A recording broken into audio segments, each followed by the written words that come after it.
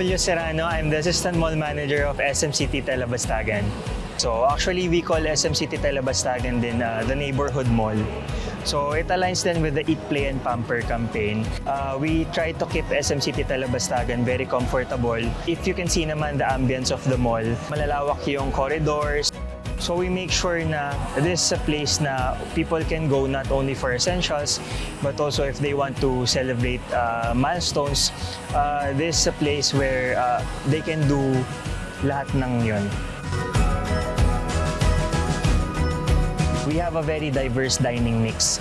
So from local picks, casual dining restaurants, and even fast food, we have everything.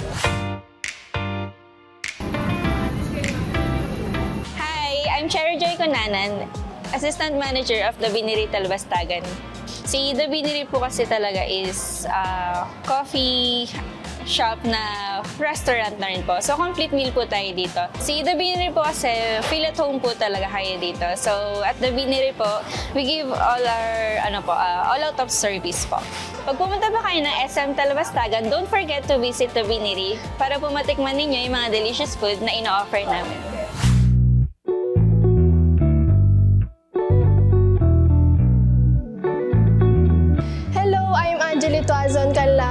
Dining staff here in Kaishin Unlimited Hotpot in SM Telabastagan.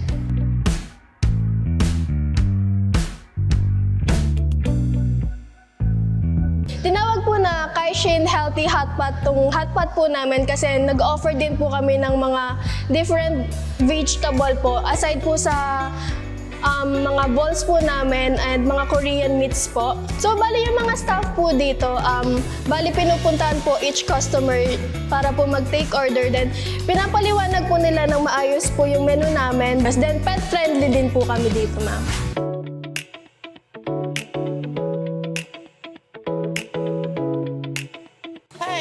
Joanne Ocampo. I am the marketing head at Toll House. It's a homegrown restaurant. We've been in business since 1988. So before pinatubo pa, dito na kami and we're still here, going strong. And our SM Telabastagan branch is our 5th branch overall. At SM Telabastagan, Eat, Play, and Pamper, di ba? So ano kami sa Eat? Talagang kapag Kapampangan, makakainin ka talaga ng masarap niya. For the play part naman, just to highlight then, we have our recently launched pickleball courts outside for the not so young or kids at heart na pwede talaga for all ages. Inside kasi we have our actually one of our newly opened tenants, si Kidzuna, which are for the kids.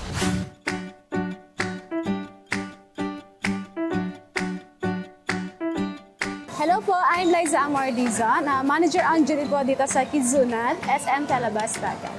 Si Kidzuna po is po siya, banding po siya ni parent and ni kid. Ayan, bale kapag pumasok kayo dito sa Kidzuna, ma'am, make sure naman po namin na lalabas sila at babalik dito, lalabas sila na naka-smile at happy.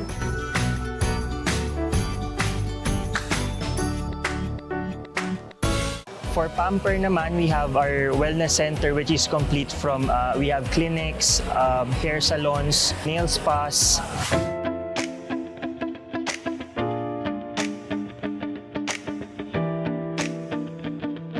Hi, I'm Jessica Joy Maglaki, the Executive Assistant here at Brianna. So here at Brianna, we help our clients look and feel best through safe and effective treatments. We offer premium services such as our diode and IPL laser hair removal, pico and carbon laser. We also have a range of facials tailored for different skin needs, perfect for pampering the skin. We also offer packages and promos which you can check in our official Facebook page, Brianna Aesthetic and Wellness Center. We have 6 cinemas here. So our cinemas are a bit smaller. So if you prefer medyo tahimik, less na tao, it's a perfect venue for you talaga.